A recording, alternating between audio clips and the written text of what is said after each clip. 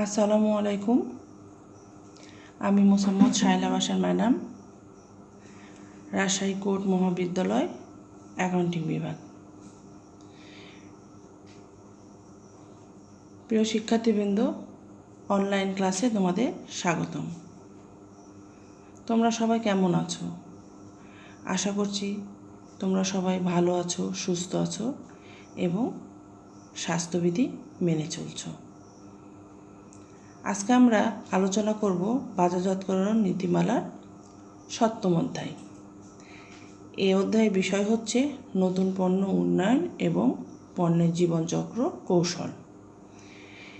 এই অধ্যায় আলোচনার শেষে আমরা যা জানব তা হচ্ছে নতুন পণ্য কী, এর বৈশিষ্ট্য, নতুন পণ্যের শ্রেণীবিভাগ, নতুন পণ্য উন্নয়নের গুরুত্ব, নতুন পণ্য উন্নয়ন প্রক্রিয়া, পণ্যের জীবনচক্র এবং এর পর্যায় বা স্তরসমূহ। আরও জানব স্টাইল, ফ্যাশন এবং ফ্যাড এর জীবনচক্র।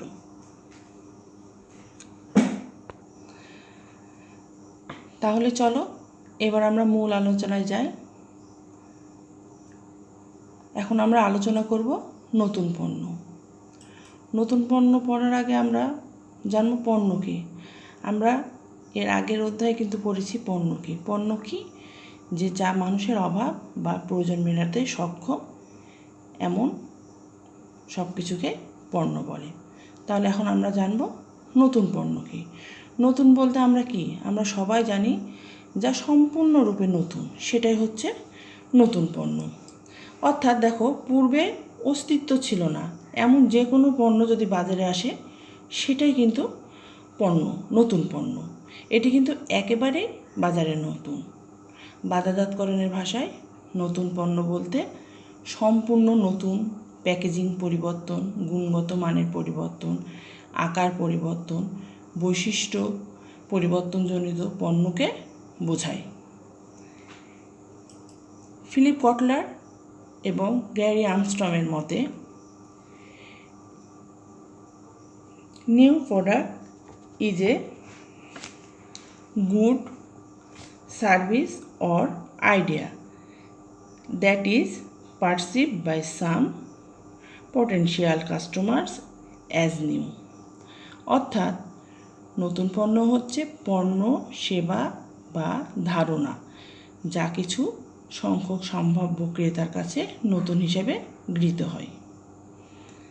দেখো, আমরা কিন্তু আলোচনা করছি, যাই আলোচনা করছি তার কিন্তু কিছু বৈশিষ্ট্য থাকে। যেমন পণ্যের কিছু বৈশিষ্ট্য ছিল, ঠিক তেরকম নতুন পণ্যেরও কিছু বৈশিষ্ট্য আছে। এই বৈশিষ্ট্যগুলো কি? দেখো, নতুন পণ্য সম্পূর্ণ হতে পারে নতুন, যা পূর্বে কোথাও ছিল না। প্রচলিত পণ্যের বৈশিষ্ট্য পরিবর্তন বা মান উন্নয়ন করা হলে তা নতুন পণ্য হিসাবে গণ্য করা হয়।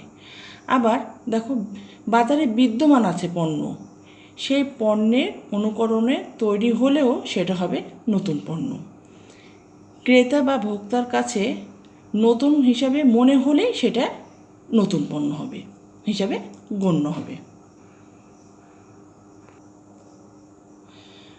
প্রিয় শিক্ষার্থীবৃন্দ, আশা করি তোমরা নতুন পণ্য কী এবং নতুন পণ্যের বৈশিষ্ট্য কী সেটা বুঝতে পেরেছ। এখন আমরা পরবর্তীতে আলোচনা করব নতুন পণ্যের শ্রেণীবিভাগ বা রূপরেখা।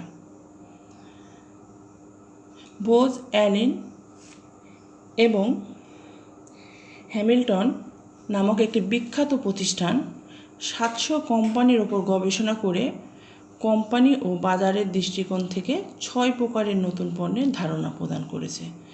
দেখো, এখানে আমি একটা চিত্র তুলে ধরেছি। এই চিত্রে 6 প্রকার নতুন পণ্যের ধারণা কি উপস্থাপন করা হয়েছে। এই পণ্যের শ্রেণীবিভাগের প্রথম পণ্য হচ্ছে, দেখো কি, প্রথম পণ্যটা হচ্ছে বিশ্ব পণ্যের নতুন।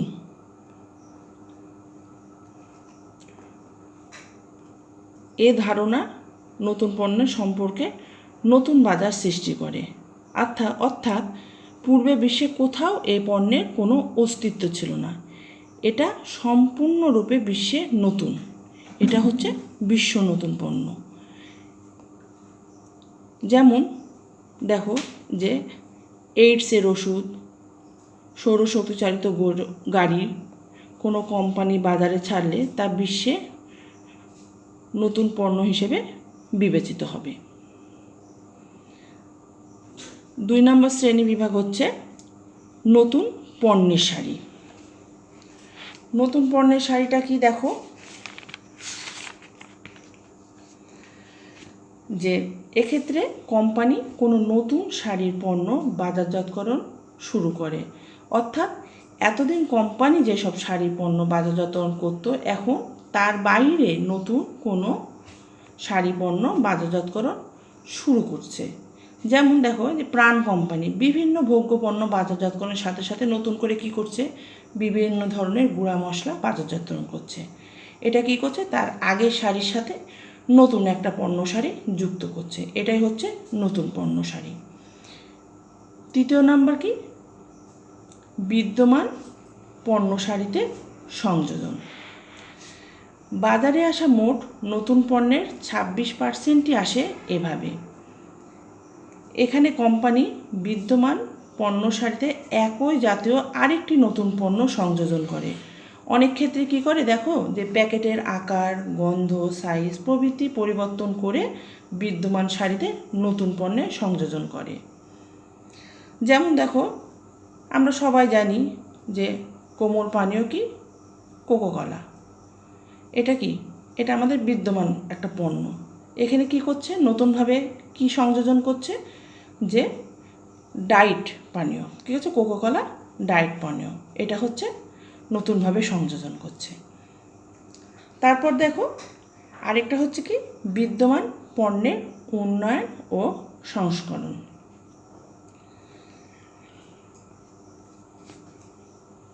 অনেক কোম্পানি ক্রেতাদের নিকট পণ্যের গ্রহণযোগ্যতা বৃদ্ধির জন্য বিদ্যমান পণ্যের উন্নয়ন করে, পণ্যের নতুন নতুন বৈশিষ্ট্য করে বাজারে ছাড়ে।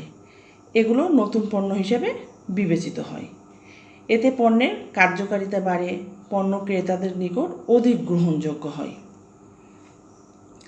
যেমন দেখো এই যে ইউনিলিভার কোম্পানি প্রথমে কি করছে, প্রথমে তারা লাইফবয় সাবান তৈরি করেছে, বাজারজাতকরণ করেছে।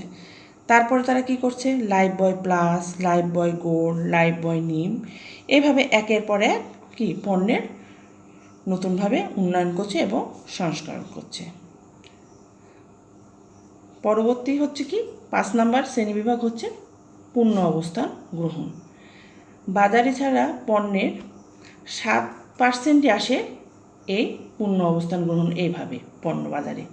এখানে বিদ্যমান পণ্যকে নতুন বাজারে বা নতুন বাজার বিভাগে চালু করা হয়, বিক্রয় এবং মুনাফা বৃদ্ধির জন্যই এটা করা হয়। যেমন এই সাহা সিমেন্ট আমাদের বাংলাদেশে কী করছে, বিভিন্ন এলাকায় এই সিমেন্টটা বাজারজাতকরণ করছে এবং এরা কি করছে, এর পাশাপাশি ভারতেও রপ্তানি করছে। এটাই হচ্ছে পূর্ণ অবস্থান গ্রহণ। সর্বশেষ শ্রেণীবিভাগ হচ্ছে ব্যয় হ্রাস। 11% নতুন পণ্য এভাবে বাজারে আসে। এখানে বিদ্যমান পণ্যের গুণগত মান ও কার্যকারিতা অক্ষুণ্ণ রেখে আগের চেয়ে কম মূল্যে বাজারে ছাড়া হয়। প্রযুক্তিগত উন্নয়ন বা বৃহদায়তন উৎপাদনের ফলে কি হয়, উৎপাদন ব্যয়টা হ্রাস পাওয়ার পূর্বে চেয়ে কম মূল্যে পণ্য বাজারজাতকরণ করা সম্ভব। দেখো যদি আমাদের পণ্যর উৎপাদনটা অধিক হয় তখন কি আমাদের উৎপাদন কষ্টটা কিন্তু হ্রাস পায়, এর ফলে পণ্যের তখন মূল্যটা কমে আসে। এটাই হচ্ছে ব্যয় হ্রাস। তাহলে শিক্ষার্থীবৃন্দ, তোমরা অবশ্যই নিশ্চয়ই বুঝতে পারছো নতুন পণ্যের শ্রেণীবিভাগ কী। শিক্ষার্থীরা, এবার তোমরা পণ্যের শ্রেণীবিভাগের চিত্রটা খেয়াল করো। দেখো একটা পণ্য 100% বাজারে আসার ক্ষেত্রে কিভাবে আসে দেখো, যেখানে চিত্রে আছে দেখো, বিশ্ব পণ্য নতুন পণ্য 10%, নতুন পণ্য সারি আসে 20%, বিদ্যমান পণ্য সারিতে সংযোজন হয় 26%, বিদ্যমান পণ্যের উন্নয়ন ও সংস্করণ 26%, পূর্ণ অবস্থান গ্রহণ 7%, ব্যয় হ্রাস 11%, এই সর্বমোট 100%। এবার তোমরা বুঝতে পারছো, তোমরা যখন শ্রেণীবিভাগটা লিখবা তখন অবশ্যই এই রকম করে তোমরা চিত্রটা লিখবা এবং কোনটা কত পার্সেন্ট সেটা অবশ্যই তোমরা লিখবা। তাহলে চলো আমরা পরবর্তী আলোচনায় যাই। প্রিয় শিক্ষার্থীবৃন্দ, এখন আমরা আলোচনা করব নতুন পণ্য উন্নয়নের গুরুত্ব। ভোক্তাদের ভোগের ধাঁচ, প্রয়োজন, অভাব, চাহিদা, পছন্দ, রুচি, ফ্যাশন প্রতিনিয়ত পরিবর্তন হচ্ছে। ফলে নতুন পণ্য ভোক্তাদের বাড়তি সন্তুষ্টি নিবারণে সদা তৎপর। বিভিন্ন দৃষ্টিকোণ থেকে নতুন পণ্য উন্নয়নের গুরুত্ব কী ধরনের হয়ে থাকে সেটা আমি এখন তোমাদেরকে কাছে আলোচনা করব। এক, ভোক্তাদের রুচির পরিবর্তন। দেখো, সময়ের পরিবর্তনে কিন্তু ভোক্তাদের রুচি পরিবর্তন ঘটছে। আজকে যে পণ্যটা পছন্দ করছে, আগামীকাল ভোক্তারা কিন্তু সেই পণ্যটা কিনতেও চায় না। সুতরাং কি হচ্ছে, নিত্য নতুন ভোক্তাদের রুচির পরিবর্তন হচ্ছে। এই ক্ষেত্রে কিন্তু নতুন পণ্য উন্নয়নের গুরুত্ব অপরিসীম। দ্বিতীয় কি, প্রযুক্তিগত নতুন পণ্যের চাহিদা পূরণ। নতুন পণ্যের চাহিদা পূরণটা কি, ক্রেতারা প্রতিনিয়ত নিত্য নতুন পণ্য দিয়ে চাহিদা পূরণ করতে চায়। ফলে তাদের উন্নত মানের ও কার্যকর পণ্য সেবা দেওয়ার লক্ষ্যে কিন্তু নতুন পণ্য উৎপাদন করতে হয়। পরবর্তীটা হচ্ছে প্রযুক্তিগত পরিবর্তন। এই প্রযুক্তিগত পরিবর্তনটা কি, দেখো, বর্তমানে প্রযুক্তি খুব দ্রুত পরিবর্তন হচ্ছে। নতুন প্রযুক্তি আসার কারণে বিদ্যমান পণ্য পুরাতন হয়ে যাচ্ছে, খুবই তাড়াতাড়ি পুরাতন হয়ে যাচ্ছে সহজ কথায়। আর ভোক্তারাও কি করছে, নিত্য নতুন প্রযুক্তি সম্পন্ন পণ্যের প্রতি অধিক উৎসাহী হচ্ছে। যেমন দেখো, এই যে সিএনজি গাড়ি, ক্যামেরাযুক্ত মোবাইল ফোন প্রভৃতি, এগুলো কি প্রযুক্তি পরিবর্তনের সাথে সাথে কি আমাদের ভোক্তারাও তাদের চাহিদাও পরিবর্তন হচ্ছে। তাহলে এক্ষেত্রে কি আমাদের নতুন পণ্য উন্নয়নের কি গুরুত্ব অপরিসীম না? অবশ্যই অপরিসীম। তারপরে প্রতিযোগিতা মোকাবেলা। এই প্রতিযোগিতা মোকাবেলা কি, দেখো, কোম্পানিকে এখন কিন্তু তীব্র প্রতিযোগিতা মোকাবেলা করে পণ্য বাজারজাতকরণ করতে হচ্ছে। কারণ বাজারে কিন্তু একই পণ্যের বিভিন্ন প্রতিযোগী রয়েছে। যেমন দেখো, বাংলাদেশের সাবান, টুথপেস্ট, ডিটারজেন্ট, বিস্কুট প্রায় প্রত্যেকটা ক্ষেত্রে কিন্তু তীব্র প্রতিযোগিতা মোকাবেলা করে তাদেরকে অবস্থান গ্রহণ করতে হয় এবং টিকে থাকতে হয় একই পণ্য নিয়ে। কিন্তু এই জন্য কি, একই পণ্য নিয়ে কিন্তু বেশি দিন টিকে থাকা সম্ভব নয়। তাই প্রতিযোগিতামূলক সুবিধা অর্জনের জন্য কোম্পানিগুলো নতুন নতুন পণ্য প্রবর্তন করে। তারপরে দেখো কি, পণ্যের জীবনচক্র মোকাবেলা। দেখো, প্রত্যেকটা জিনিসেরই কিন্তু একটা জীবনচক্র আছে, ঠিক তেমনি পণ্যেরও কিন্তু জীবনচক্র আছে। তাই প্রত্যেকটি পণ্যকে জীবনচক্রের বিভিন্ন স্তর অতিক্রম করে একসময় কিন্তু বাজার থেকে কী কিনতে হয়, বিদায় নিতে হয়। জীবনচক্রের শেষ পর্যায়ে পণ্য পর্যাপ্ত মুনাফা অর্জন করতে পারে না, তখন কি করে, নতুন পণ্য উন্নয়নের প্রয়োজন দেখা যায়। তাই পণ্য জীবনচক্রকে মোকাবেলা করার জন্য কোম্পানিকে নতুন পণ্য উন্নয়ন করতে হয়। তারপর সন্তুষ্টি বৃদ্ধি। এই সন্তুষ্টি বৃদ্ধিটা কি, দেখো, পণ্য ও সেবা থেকে প্রত্যাশিত ও প্রাপ্ত উপযোগ সমান হলেই ক্রেতা বা ভোক্তা মোটামুটি সন্তুষ্টি বলে ধরা হয়। তাই সর্বদা ক্রেতা বা ভোক্তার কিন্তু সন্তুষ্ট বৃদ্ধির দিকে লক্ষ্য রেখেই নতুন পণ্য উন্নয়ন করতে হয়। এরপরে আমরা কি পড়ব, গুরুত্ব বিক্রয় বৃদ্ধি করা। এই বিক্রয় বৃদ্ধি করাটা কি, দেখো, নতুন পণ্য উন্নয়ন করে কোম্পানি তার বিক্রয় বৃদ্ধি করতে পারে। যেমন দেখো, এই যে ইউনিলিভার কী করছে, প্রথমে কি তারা কী করলো, এমনি ফ্যান লাভলি বের করলো পণ্য, তারপর কি ফ্যান লাভলি, শ্যামবর্ণ, আয়ুর্বেদিক, এই যে একটার পর একটা কি পরিবর্তন করছে, করে ক্রেতা দেখে আকৃষ্ট করছে, করে তারা কী করছে, বিক্রয় বৃদ্ধি করছে। তারপরে পড়ব কি সুনামের সর্বোত্তম ব্যবহার। সুনামকে আমরা সবাই জানি, তাই সুনামের কিভাবে সর্বোত্তম ব্যবহার করা হয় দেখো। সুনাম কোম্পানির কিন্তু খুবই একটি মূল্যবান সম্পদ। নতুন পণ্যের মাধ্যমে কোম্পানি কী করে, তার কষ্টার্জিত যে সুনামটা থাকে তার সর্বোত্তম ব্যবহার করে। যেমন দেখো যে ভারতের কি টাটা কোম্পানি, তারা কী করছে, তাদের যে টাটা কোম্পানির জন্য যে তাদের যে সুনাম, সেই সুনামটাকে কি তারা কী করছে কাজে লাগিয়ে দেখো কী করছে, টাটা লবণ, চা এগুলো কী করছে বাজারজাতকরণ করছে। এটাই হচ্ছে সুনামের সর্বোত্তম ব্যবহার। তারপরে কি দেখো প্রবৃদ্ধি বজায় রাখা। এই যে প্রবৃদ্ধি বজায় রাখাটা কি দেখো, এক পণ্য দিয়ে কিন্তু বেশি দিন ভোক্তাদের কি সন্তুষ্ট করে বাজারে টিকে থাকা যায় না। এছাড়া যে কোনো সময় বিদ্যমান পণ্যের ক্রেতা কি প্রতিযোগী পণ্য থেকে কিনতে পারে। তাই প্রতিষ্ঠানের কী করতে হবে, প্রবৃদ্ধি বজায় রাখার জন্য প্রয়োজন নতুন পণ্য। নতুন পণ্য দ্বারাই কোম্পানি বর্তমান ক্রেতাদের কী করে ধরে রাখার পাশাপাশি নতুন ক্রেতাদের কী করে আকৃষ্ট করে থাকে। তারপরে কি নতুন সুযোগ সৃষ্টি। এই নতুন সুযোগ সৃষ্টিটা কি দেখো, নতুন পণ্য কোম্পানির জন্য কি করে প্রতিযোগিতামূলক পরিবেশে নতুন সুযোগ সৃষ্টি করে। যেমন দেখো বর্তমানে ভোক্তারা কিন্তু পরিবেশের ব্যাপারে অনেক বেশি সচেতন। পরিবেশে ক্ষতি করে এমন পণ্যের ভিড়ে কোম্পানি যদি পরিবেশ বান্ধব পণ্য উৎপাদন করতে পারে তাহলে কিন্তু কোম্পানির জন্য সুযোগ সৃষ্টি করবে। আবার বিশ্বব্যাপী জ্বালানি তেল যে সংকটের প্রেক্ষিতে কী করছে, সৌরশক্তি চালিত গাড়ি উদ্ভাবন নতুন সুযোগ সৃষ্টি করবে। আর এই নতুন পণ্য উন্নয়নের সর্বশেষ গুরুত্ব হচ্ছে কি অনুগত ক্রেতাদের ধরে রাখা। এই অনুগত ক্রেতাদের কিভাবে ধরে রাখা যাবে, ভোক্তা অধিক সন্তুষ্ট হলে কি করবে, কাঙ্ক্ষিত পণ্য কিন্তু বারবার ক্রয় করবে। তাই কোম্পানিকে পণ্যের প্যাকেজিং, বৈশিষ্ট্য, রং, ডিজাইন, গন্ধ, স্বাদ ইত্যাদি পরিবর্তন করে বা নতুন পণ্য প্রবর্তন করে অনুগত ক্রেতাদের ধরে রাখতে হবে। তাহলে শিক্ষার্থীবৃন্দ, এই হলো আমার নতুন পণ্য উন্নয়নের গুরুত্ব। আশা করছি তোমরা সুন্দরভাবে বুঝতে পেরেছো। এবার আমরা পরবর্তী আলোচনা করব। শিক্ষার্থীবৃন্দ, এখন আমরা আলোচনা করব নতুন পণ্য উন্নয়নের প্রক্রিয়া।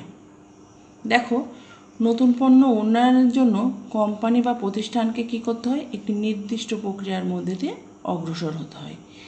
আর এই নির্দিষ্ট প্রক্রিয়ার মধ্যে অগ্রসর হওয়াকে বলা হয় নতুন পণ্য উন্নয়ন প্রক্রিয়া। দেখো, ভোক্তাদের রুচি, পছন্দ, চাহিদা খুব দ্রুত পরিবর্তনশীল হয়। এই কারণে একটি কোম্পানির পক্ষে কিন্তু একই পণ্য বেশি দিন ধরে ভোক্তাদের সন্তুষ্ট করা সম্ভব না। তাই কোম্পানিকে নতুন নতুন পণ্য উন্নয়ন করতে হয়। আর এই নতুন পণ্য উন্নয়ন করতে হলে তো অবশ্যই কিছু প্রক্রিয়া থাকতে হবে। সেই প্রক্রিয়াগুলো হচ্ছে, 1 নাম্বার দেখো, প্রথম হচ্ছে কি ধারণা সংগঠন, তারপর ধারণা বাছাইকরণ, পরিকল্পিত বস্তু উন্নয়ন এবং পরীক্ষণ, বাজারজাতকরণ কৌশল উন্নয়ন, ব্যবসা বিশ্লেষণ, পণ্য উন্নয়ন, পরীক্ষামূলক বাজারজাতকরণ এবং সর্বশেষ প্রক্রিয়া হচ্ছে বাণিজ্যিকরণ। এই হচ্ছে বাজারজাতকরণে কি নতুন পণ্য উন্নয়নের প্রক্রিয়া। এখন আমরা পড়ব প্রথম প্রক্রিয়াটা কি ধারণা সংগঠন। এই ধারণা সংগঠনটা হচ্ছে কি নতুন পণ্য উন্নয়ন প্রক্রিয়ার সর্বপ্রথম ধাপ হচ্ছে ধারণা সংগঠন। ধারণা সংগঠন হচ্ছে নতুন পণ্যের ধারণা অনুসন্ধান করা, যা প্রতিষ্ঠানকে তার উদ্দেশ্য অর্জনে কী করে সহায়তা করে। একটা সফল পণ্য ধারণা পাওয়ার জন্য কোম্পানিকে কী করতে হয়, বিভিন্ন উৎস থেকে অসংখ্য ধারণা সংগ্রহ করতে হয়। এই অসংখ্য ধারণা সংগ্রহ করে তার মধ্যে থেকে সঠিক ধারণাটা তাদেরকে ব্যবহার করতে হয়। তাহলে দেখো নতুন পণ্যের কি ধারণার এই বিভিন্ন উৎসর মধ্যে দেখো দুই রকম উৎস থাকে, একটা হচ্ছে আভ্যন্তরীণ উৎস ধারণা উৎস, আর একটা হচ্ছে বাহ্যিক ধারণা উৎস। এই আভ্যন্তরীণ ধারণা উৎসটা কি, দেখো কোম্পানি তার নির্বাহী, বিজ্ঞানী, প্রকৌশলী, উৎপাদন কর্মী এবং বিক্রয় কর্মীদের কাছ থেকে কি ধারণা সংগ্রহ করতে পারে। আবার কিছু কিছু কোম্পানি কিন্তু এমন কর্মসূচি আছে যার দ্বারা কর্মীদের কি করে নতুন পণ্য ধারণা সম্পর্কে চিন্তা করতে উৎসাহ যোগান দেয়। এভাবে কি আভ্যন্তরীণভাবে পণ্যের ধারণা সংগঠন করা যায়। আর বাহ্যিক ধারণার উৎসটা কি, এক হচ্ছে দেখো পরিবেশ ও সরবরাহকারী। দেখো পণ্য বিক্রেতারা ভোক্তার সমস্যা কাছ থেকে দেখে বলে তারা নতুন পণ্যের সম্ভাবনার কথা কি কোম্পানিকে জানাতে পারে। সরবরাহকারীরা নতুন ধারণা, পদ্ধতি এবং কাঁচামাল বিষয়ে তথ্য দিতে পারে যা ব্যবহার করে নতুন পণ্য তৈরি করা যেতে পারে। দ্বিতীয় কি প্রতিযোগী। দেখো প্রতিযোগী পণ্যের কার্যপ্রণালী বিক্রয় বিশ্লেষণ করে কোম্পানি নিজেদের জন্য নতুন পণ্য ধারণা পেতে পারে। তারপর 3 নাম্বার ক্রেতা সাধারণ। দেখো আমাদের কিন্তু বর্তমান আমাদের বাজারের মূল লক্ষ্যকে কি ক্রেতা, তাহলে কি ক্রেতা সাধারণ। এই যে ক্রেতাদের পর্যবেক্ষণ করে এবং তাদের মতামত থেকে অনেক ভালো পণ্য সম্পর্কে কিন্তু ধারণা পাওয়া যায়। তারপরে কি বিশ্ববিদ্যালয় ও গবেষণা প্রতিষ্ঠান। এই যে বিশ্ববিদ্যালয়ের শিক্ষকগণ এবং বিভিন্ন গবেষণা প্রতিষ্ঠান কী করে নতুন পণ্য নিয়ে গবেষণা করে। এ সকল গবেষণা রিপোর্ট থেকে অনেক ক্ষেত্রে কোম্পানি নতুন পণ্য সম্পর্কে ধারণা পেয়ে থাকে। এছাড়াও আরও অনেক উৎস রয়েছে, যেমন ব্যবসায়িক ম্যাগাজিন, সেমিনার, সরকারি সংস্থা, বিজ্ঞাপন সংস্থা, মেলা, প্রদর্শনী, বিভিন্ন জায়গা থেকে কি নতুন পণ্যের ধারণা পাওয়া যেতে পারে। এটা হচ্ছে প্রথম প্রক্রিয়া। তাহলে কি প্রথম প্রক্রিয়া হচ্ছে ধারণা সংগঠন। দ্বিতীয় কি ধারণা বাছাইকরণ। এই যে আমরা বিভিন্ন উৎস থেকে ধারণাগুলো সংগ্রহ করলাম, এখন সব ধারণাই তো সঠিক না, কি সব ধারণাই কিন্তু আমাদের ফলপ্রসূ না। সেক্ষেত্রে কী করতে হবে, এই বিভিন্ন ধারণাগুলোর মধ্যে থেকে যেগুলো ভালো সেগুলো কী করতে আমাদের বাছাই করতে হবে এবং দুর্বল যে ধারণাগুলো সেগুলো কী করতে হবে আমাদের বাদ দিতে হবে।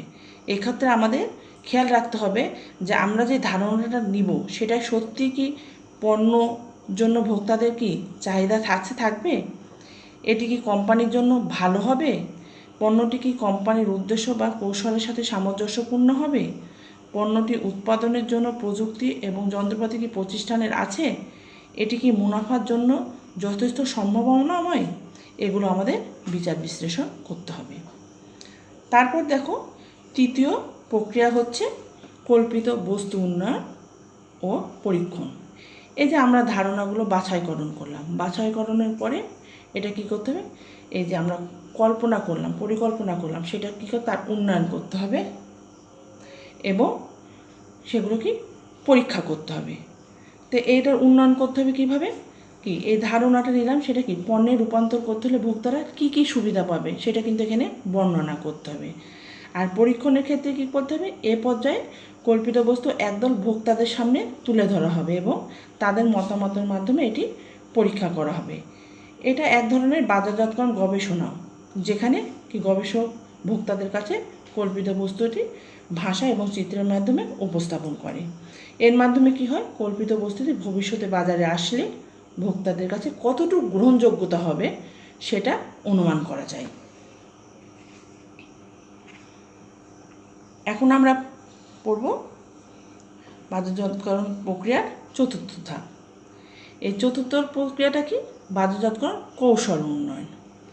এই যে আমরা কি উন্নয়ন করলাম বস্তু এবং পরীক্ষণ করলাম, এখন কি করতে হবে, এই কল্পিত বস্তু পরীক্ষা করে ভোক্তাদের অনুকূল যদি মতামত পাওয়া যায়, এই যে আমরা পরীক্ষা নিরীক্ষা করলাম, তার যদি তাদের ভোক্তাদের মতামতটা যদি অনুকূল হয়, তারপরে আমরা কি করব, এই পর্যায়ে বাজারজাতকরণের কৌশল উন্নয়ন করতে হবে। অর্থাৎ পণ্য বাজারে ছাড়ার জন্য একটি খসড়া বাজারজাতকরণ পরিকল্পনা দাঁড় করাতে হবে। এরপরের প্রক্রিয়াটা কি, ব্যবসায় বিশ্লেষণ। এ পর্যায়ে পণ্যটি ব্যবসায় আকর্ষণীয় একটা মূল্যায়ন করতে হবে।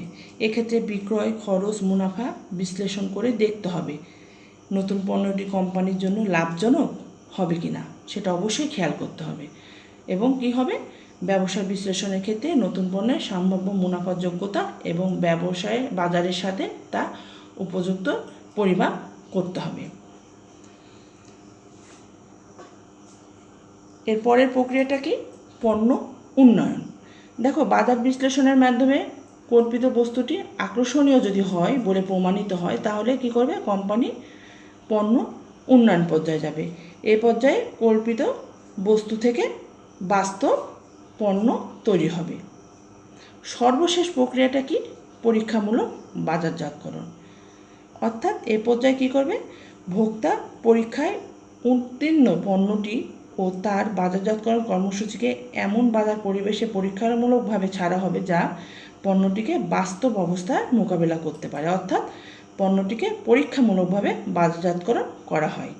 এই পরীক্ষামূলক বাজারজাতকরণ হচ্ছে কি, তাহলে অভীষ্ট বাজারকে প্রতিনিধিত্ব করে এমন ছোট অঞ্চলে বা এবং পণ্যে বাজারজাতকরণ মিশ্রণ পরীক্ষামূলকভাবে ছাড়া হয়। তাহলে বুঝতে পারছো তোমরা যেগুলো কি, এখন আমরা এই বাজার নতুন পণ্য উন্নয়ন প্রক্রিয়ার সর্বশেষ ধাপ পড়ব। এই সর্বশেষ প্রক্রিয়া বা স্তরটা কি, যে বাণিজ্যিকরণ। এই বাণিজ্যিকরণটা কি, দেখো, যে পরীক্ষামূলক বাজারজাতকরণের মাধ্যমে যদি ইতিবাচক ফলাফল আসে, অর্থাৎ আমরা যে পরীক্ষামূলক বাজারজাতকরণ মাধ্যমে কি করলাম, আমরা ক্ষুদ্র ক্ষুদ্রভাবে কি করলাম, বিভিন্ন জায়গায় বা অঞ্চলে পণ্যটা ছেড়ে দিলাম এবং বাজার মিশ্রণ করলাম। এর ফলে কি, যদি আমাদের ফলাফলটা ইতিবাচক হয়, তখন কোম্পানি পণ্যটিকে বাণিজ্যিকরণের দিকে নিয়ে যায়, অর্থাৎ পূর্ণমাত্রায় পণ্যটিকে উৎপাদন ও বাজারজাতকরণ শুরু করে।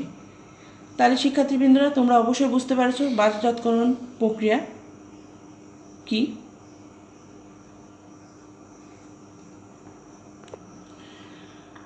প্রিয় শিক্ষার্থীরা, আশা করছি আজকের এই সপ্তম অধ্যায়ের আলোচনা তোমরা সুন্দরভাবে উপভোগ করেছো এবং বুঝতে পেরেছো। আর যদি কারো কোনো সমস্যা থাকে, তাহলে অবশ্যই তোমরা আমার পার্সোনাল মোবাইল নাম্বারে আমার সাথে যোগাযোগ করবে। তাহলে শিক্ষার্থীরা, আজকে এই পর্যন্তই।